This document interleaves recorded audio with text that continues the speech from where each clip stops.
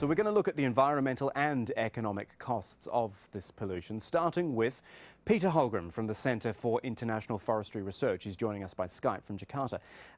Peter, I find this whole Indonesia story quite fascinating because it is huge, and yet it almost seems to be going on in the background. There is acute other news happening elsewhere in the world, but we also have this massive, massive problem which has just become a part of the everyday news.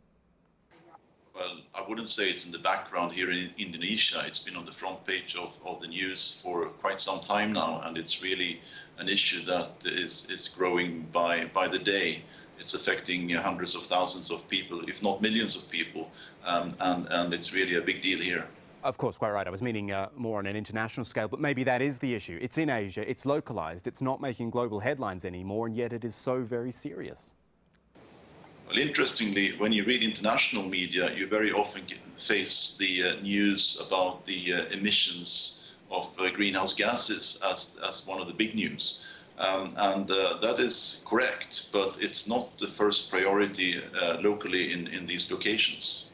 All right, take our viewers through how something like this happens on such a scale, because we see forest fires in, say, Australia or California. They happen every year.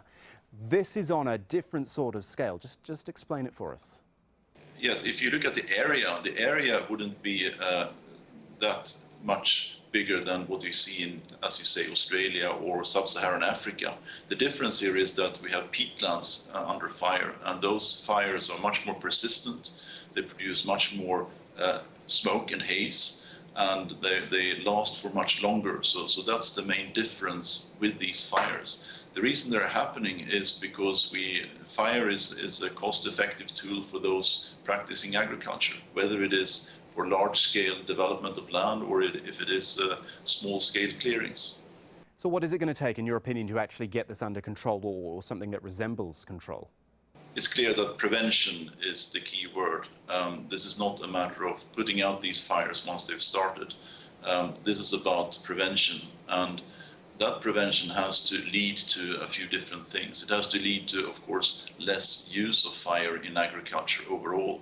It has to lead to less intensity of land use on peatlands for a variety of reasons, including the fire issues. And it needs, above all, to lead to better opportunities for the people that make their living off the land and of agriculture in these locations. Well, you're clearly an expert who understands that. Do you feel, though, that those who make the decisions about what to do next, do they understand that long-term picture? I think everybody is very much aware of the long-term prevention needs. The next level of interventions, I think, would be to look across sectors in a more clear way. Because you will not solve this unless you look at both issues of conservation and forest management, as well as the agriculture and food sectors. Peter Holgram from the Centre for International Forestry Research, thank you for your time.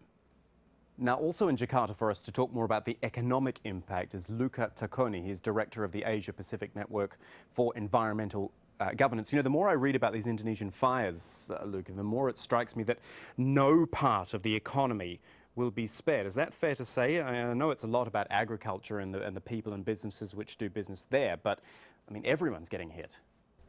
Well, no, you're actually right that large parts of the economy have been affected, including, for example, there have been reports of reduced oil production during the period of the heaviest haze, and a lot of, probably thousands of flights have been cancelled, and you know, the agricultural sector is certainly directly affected, but we know from science reports that over the long term that can the fires, the haze can result in reduced agricultural production, basically. Yeah, and that must have a long-term effect here, because we think about the fires and putting them out and the acute problem that's at hand, but I mean, how long-term are we looking here? Well, you see, the problem has been going on for decades, really, with the burning of forest and especially the burning in peatlands. I mean, the worst part of the fires has probably passed, hopefully has passed, but they will certainly come back when we go through another spell of drought, and this year is El Niño year, so we could actually be faced with more fires even in the new year.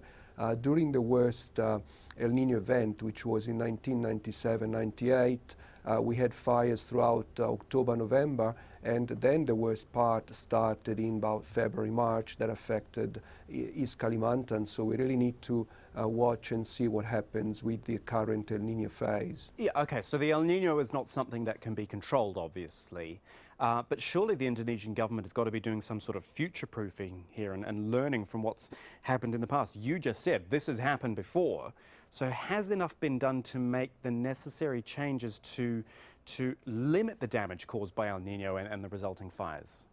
Well, look, this time I think there are good signs because the government has, let's say, learned from the past. There is actually the good signs this time are that the political will appears to be there. The president has certainly shown his interest and is really driving some change. The question is whether they will actually manage then to implement some of the regulations, some of the things they're talking about. I think the government is seriously considering some change now because they have realized that the fires, the haze, is actually affecting the country to a significant extent. I mean, if we're talking about the impacts of the fires, we are really looking at billions of dollars of damage. The government is realizing the heavy cost that they faced by not addressing the problem. But it's not something that is going to be addressed in the short term because they really need to shift from basically fighting the fire to a preventive approach to fires and basically really trying to stop fires on peatland that are the ones that really result in the heavy haze and the health problems that are associated with it. Here's the thing, though, Luca. The agriculture sector is obviously so important to Indonesia's economy, and it's not like it can just, pivot away and diversify into something else. But on the other hand, it clearly does need to diversify somewhat so that when there is a hit to the economy like this, there's something to fall back on. Well, look, there are ways to continue with agricultural development, like Indonesia is doing, and actually controlling the fires. The fires are started in a range of environments and by a range of people, basically.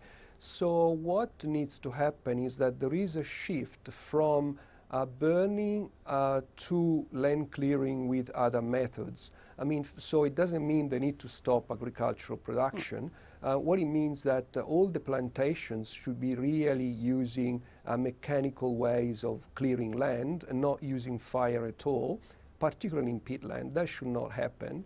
The problem that the government is faced with in Indonesia is how to manage fires that are started by the smallholders, the people who have few hectares of land. I mean, currently there is a regulation that allows smallholders to burn up to 2 hectares for traditional, basically for the agriculture. The government is currently talking about banning that practice as well. But the big question there is how are these smallholders then going to survive, because that's part of their cropping practices. They don't have the mechanical alternative that the large companies have. Okay, just a final thought, if you wouldn't mind, here on the regional impact, because you almost feel sorry for Indonesia's neighbours at the moment. Their people and their economies are really suffering as well, and it is through no fault of their own.